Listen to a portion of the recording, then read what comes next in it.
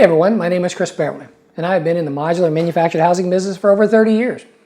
Once you have completed the purchase of your new home, the most important thing you can do is make sure your home site is prepped and ready for your new home.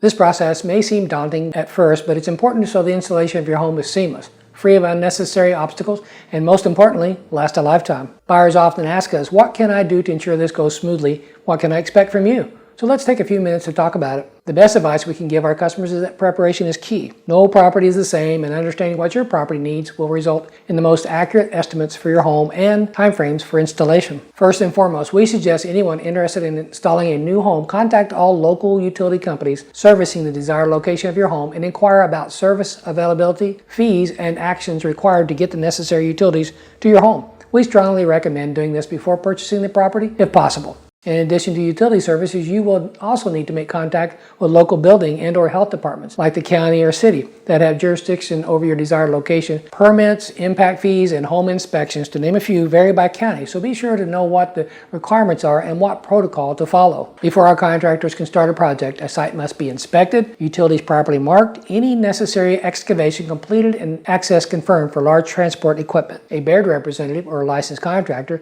will visit your site to inspect the following. Is your site a standard site, or will it require additional groundwork? In preparation for your foundation, the ground has to be level. This area must be also free of natural and foreign objects. If this area is uneven by more than 24 inches, additional groundwork is required. Is there a clear path to the foundation for delivery? There must be a clear path free of tree, shrubbery, overhead wiring, fencing, trenches, and personal property for delivery of your home.